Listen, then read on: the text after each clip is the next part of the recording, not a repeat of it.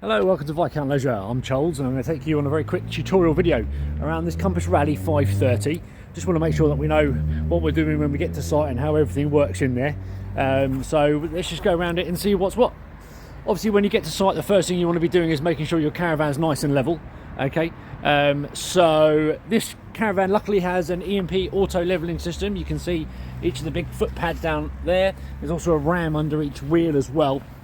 So this is really simple. What you want to do is get your nose nice and low, the front of the van nice and low, and then on the pad inside the van, which is just sat in here, we're going to go to automatic, and then we're going to press auto, that one there, and that will then start to level the caravan till it's nice and level. There is a manual override as well, so you can use the rams individually if you're struggling to get the auto leveling system to work. As I say, it does like the nose to be really low, so just keep that in mind. Anyway, once we've done that, we're nice and level and we're ready to start checking out other bits in our caravan. We've got a motor mover there, so we'll show you that when we pick the caravan up. Also got an external gas barbecue point here as well. Alright, so we can attach a gas barbecue outside our van without having to remove a gas bottle. On that note, talking about gas, this is where we keep our gas in the front gas locker here. As you can see, we've got an LPG sticker, so this is where we must keep it. When we're travelling, we must make sure that these gas bottles are strapped in, okay, and also switched off, okay, so turned off. So strap them in. We've got room for two in here, as you can see, and then we turn the valve on the top, okay, to turn the bottle off when we're travelling, and when we get to site we turn it on. Okay, to connect the gas bottle up, it goes in via this gas hose here. All right, it goes in on an opposite thread, so not lefty loosey righty tighty, we go the other way round, into the gas bottle on a hand tight wheel. So it's got a rubber seal in it, so all we do is nip that up nice and tightly with our hands, no need for any spanners, and that is all ready. Then we make sure that the changeover valve is pointing to the bottle that we are using. All right, because as I say, we can have two bottles in here with an auto changeover. Also got some waste hose here for where our waste master goes, and also our hitch cover in there as well. Talking about the hitch, when you pick the van up, we'll go through a full hitch up with you, but just a couple of points. We are running on 13-pin electrics here, as you can see, so you need to make sure you're compatible with that. We also have an Alco stabilising hitch head here, so again you need to make sure your tow ball is compatible with that as well. It's a slightly different spacing to a normal tow bar ball, even though it is still the same size ball, if that makes sense. So do ask questions about that if you have any, and we can try and answer them, no problem at all. If it's a brand new tow ball, make sure you're sanding the paint off, so we've got bare metal, because of the friction pads in here which push against the tow ball to stop the snaking. It does need to be a rough surface, not the smooth paint. And that being said, if you've got an existing tow ball that you've got grease on, that needs to be thoroughly cleaned off, otherwise it will not do the same job. So we don't want to get grease in those pads, otherwise it makes it sort of null and void. Our jockey wheel is just here, so that's how we can get it on and off the van, and it's got Alco ATC as well, so it sort of belts and braces with our stabilising hitch head. So that's kind of a braking system that will work in a worst case scenario. Okay, but we'll talk you through all that when we do the hitch up anyway. Right, coming around the side, you can see I've got our test aqua roll in here, so you'll need one of these to get water into your van. So when you get to site, what you will do is you will go and fill this up on site, wheel it back to your caravan, and then we're going to drop the pipe into the bottom of the barrel and plug this into the side. This does lock into place with this little cover which slides up and down as well. So once we've done that, we are then in a position to start putting water into the van. We'll do that from inside. But that's how we will set it up, fill it up with the fresh water, and then we can start doing some bits and pieces. This is our boiler flue here, so don't cover this up. This is a bit like at home, where if we've got our boiler running on gas, it needs to be able to vent, and that's what that is for. Power. Okay, we've got two types of power on these caravans. We've got 12 volt coming from our 12 volt leisure battery here. Okay, that's providing power to the things like your lights, your water pump, your fridge panel, etc, etc. So that is what is providing that. That is also being topped up by a solar panel that's situated up on the roof, so that is managing that and just trickle charging that. All right. If we're on site, we've got access to mains power. You can see I've got a mains power lead going into the side of the van here. Okay, so if you want to get 240 volt into the van, you will need one of these. Making sure you plug into the van first, then into your post, so that we're not walking around with a live cable. But that will then provide us 240 volt power in there, which will give us access to our power sockets. We'll be able to run our boiler and everything on that as well instead of gas. So it's useful to be able to do that. Our wastewater comes out here, so the grey hose we saw in the front locker, that is designed to fit into these outlets here, and you'll have a waste master laying on the floor here to collect your grey water. Once that is full, you obviously wheel that to your service point and empty it and bring it back empty. Okay, back of the Caravan here, you can see again the big fat legs for our levelling system. Of course, don't forget you will need a number plate depicting the car, of course, that you are towing with as well. Okay, Thetford toilets cassette. So we've got a chemical toilet on board. All right, so once we use the toilet, there's an LED light in there which will tell us when that is full. We've then got to remove that, take it to our chemical disposable point on site and empty it. So the way we would do that is quite simply lift the handle up here and pull the whole unit out. Okay, you can see it's on wheels, and that handle, that orange handle, is extendable so we can wheel it along.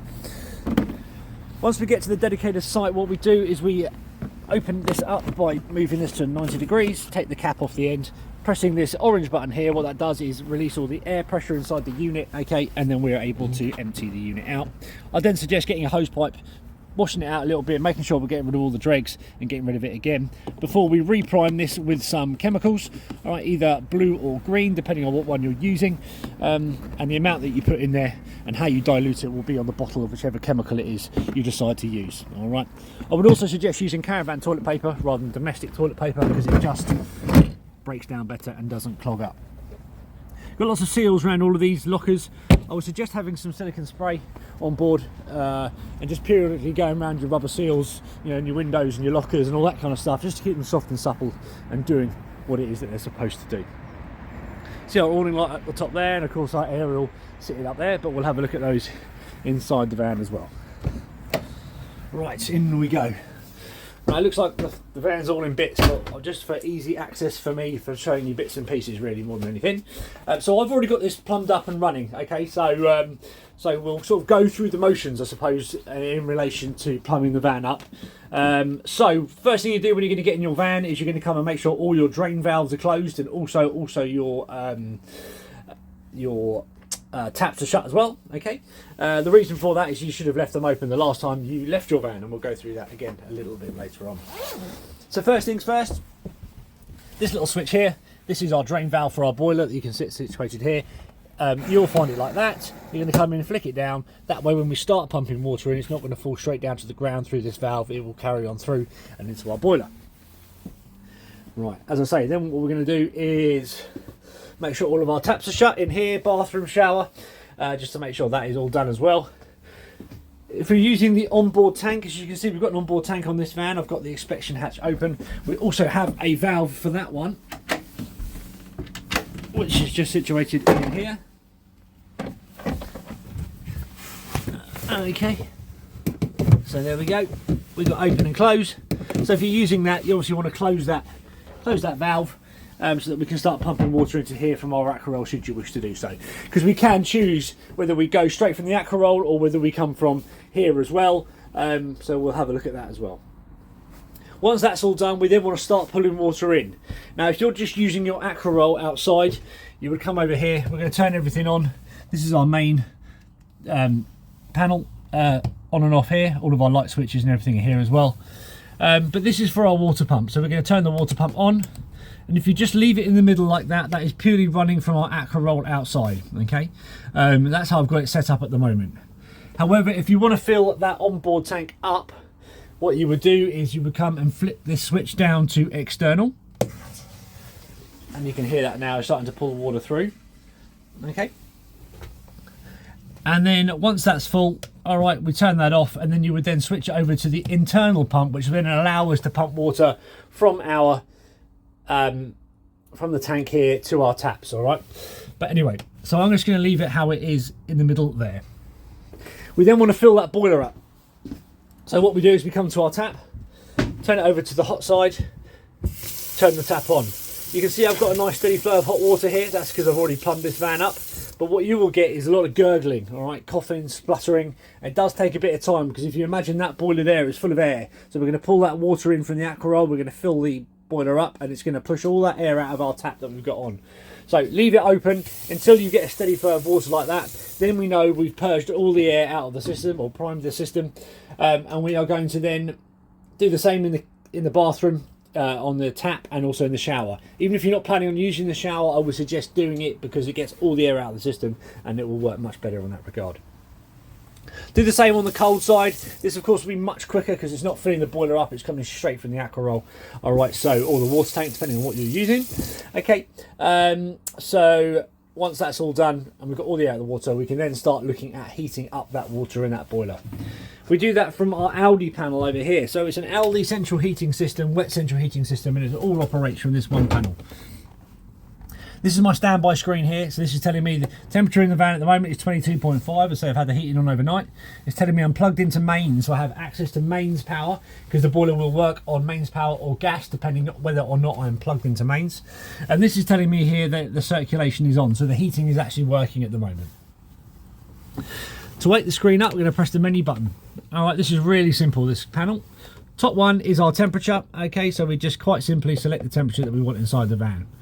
Next one down is hot water, which we can either have off, on, okay, so that'll heat it up to about 60 degrees, or we can put it on boost, and what that will do is prioritise your hot water over your heating for a period of time. I think it's 15-20 minutes, something like that, and then it will automatically revert back. But if we're having a couple of back-to-back showers, or you want to heat that water up really quickly, do that, and say it will cut the power out to your heating but heat your water up much quicker.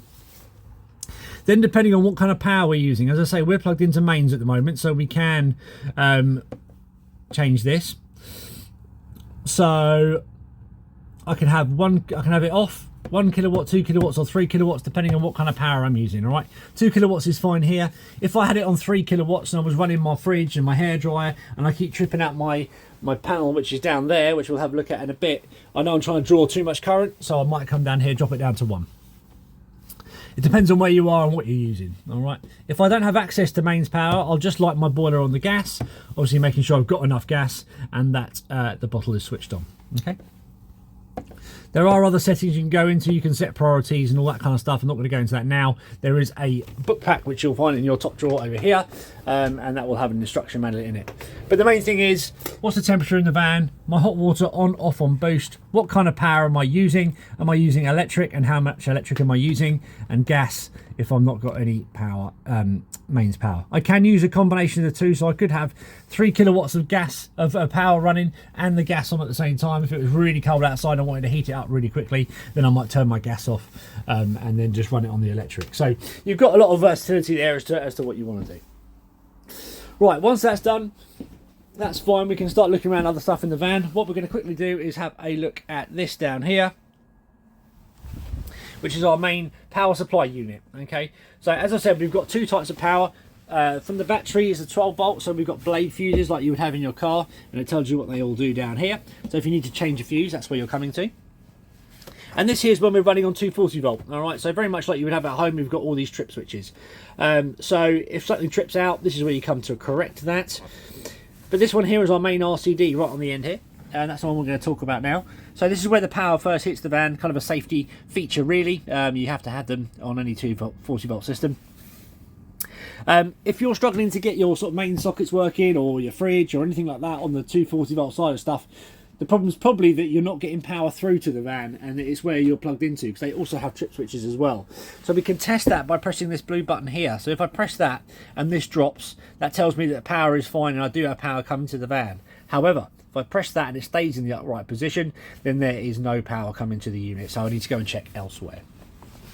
Okay, underneath there you can see our motor mover box there as well, so that's what that is.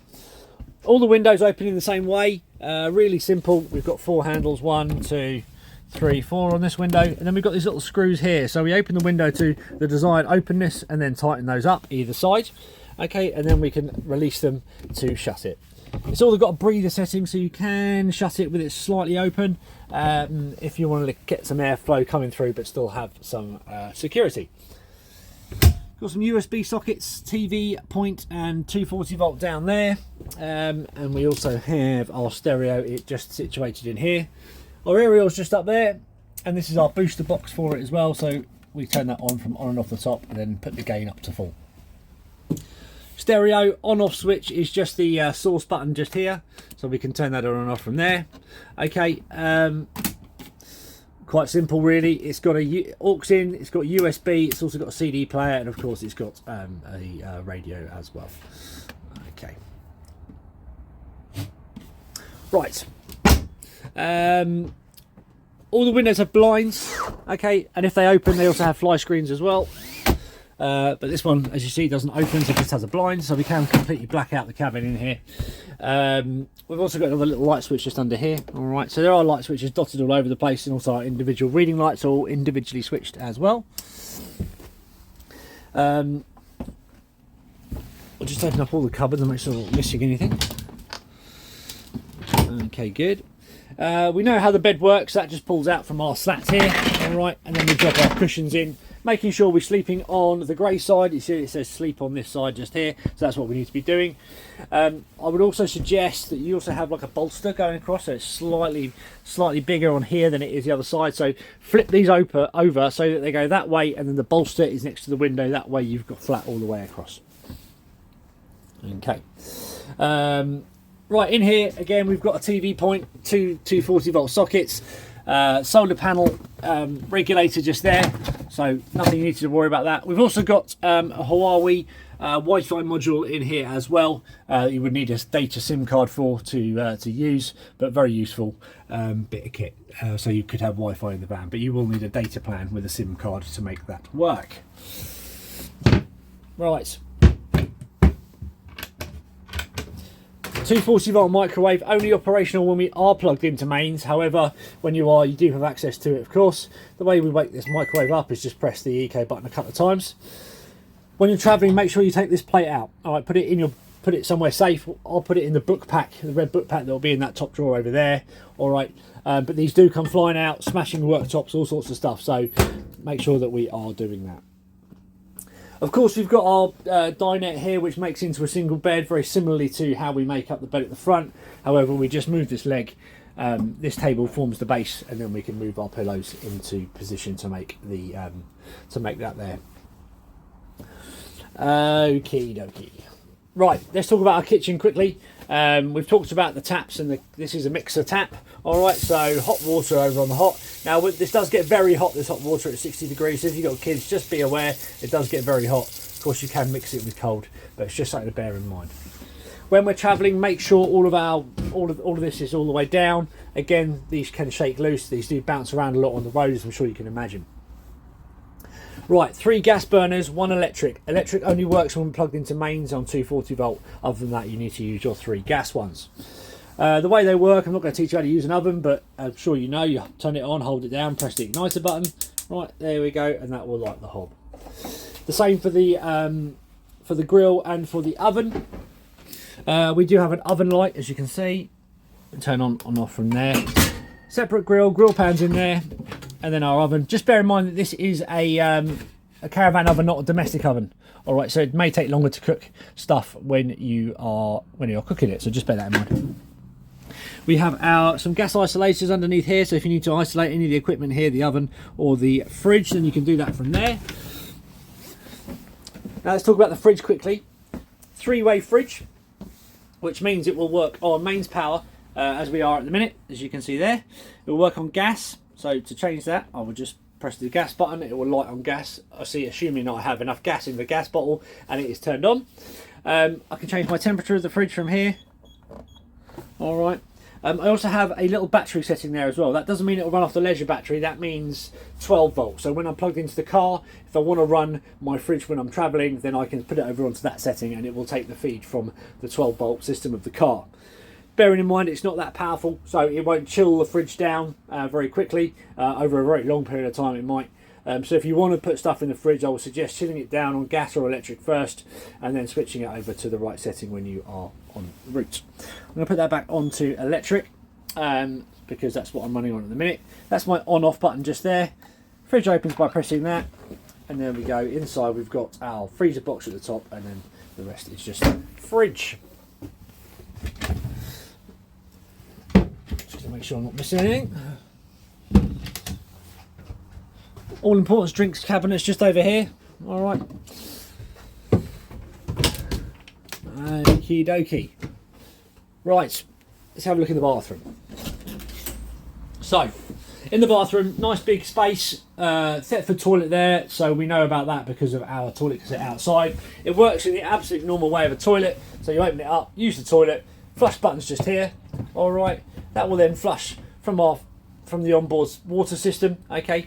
And then to open the gate at the bottom of this, we have a lever underneath here, so we pull that to one side, that opens the gate, everything drops down into the cassette, and then we push this all the way back across, because that's what creates the seal. So it does need to be all the way over, and that locks all the nasties away into the cassette.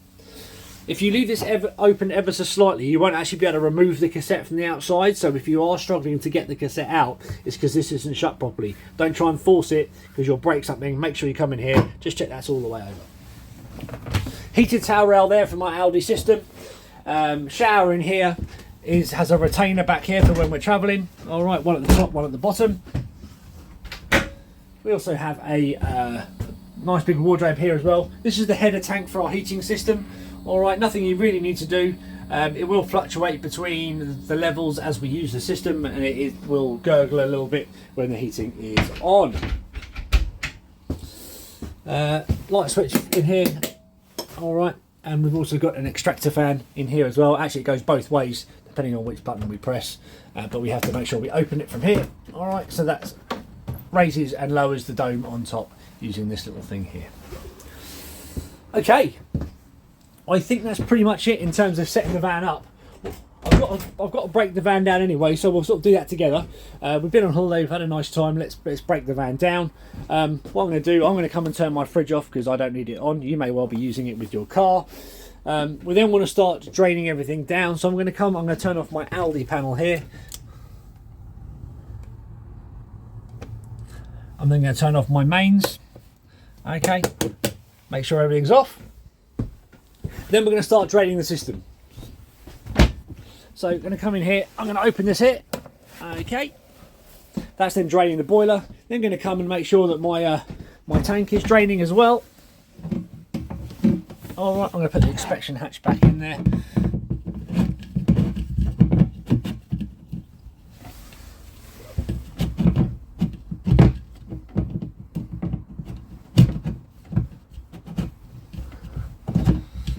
He says. There we go. Right. Then what we're going to do is leave all of our taps open. We talked about this earlier, so what we want to be able to do is allow air through the system. The reason for that, if we get some freezing weather, if there's water trapped in the system, it's got nowhere to go. Water expands when it freezes, and we can crack taps, pipes, all sorts of stuff. And then the next time you come to plumb your van up, you've got water pouring out from a pipe or from the bottom of your tap or somewhere. So if we, even in the summer, get in the habit of just leaving it open, then you're never going to come a cropper of that. We see it all the time. So in between hot and cold, that allows air through the system of both legs, hot and cold. Okay. Then what we would do is we would go outside, and we're going to start tidying up out there, making sure that everything's ready for the road. Come and turn your gas bottle off, make sure it's strapped in. I'm actually going to remove this one, of course this is my test bottle. So again, opposite thread.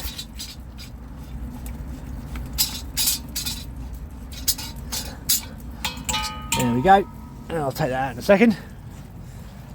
You can see the boiler drainage under here. Then I'm going to remove my water pump. Give it a wiggle, there it comes. I'm going to put that in the front locker so you know where that is. Some people keep it in the sink. You'll come up with your own way of doing things, I'm sure. I would then empty my Aquarol, my Waste Master, sorry. Get that all stowed away, put that wherever you want to keep it. Some people wrap them in a cloth and then put it in the shower. Again, you'll come up with your own way. My colleague's just given me the nod. He has unplugged the van from the post, so I'm going to do it from here.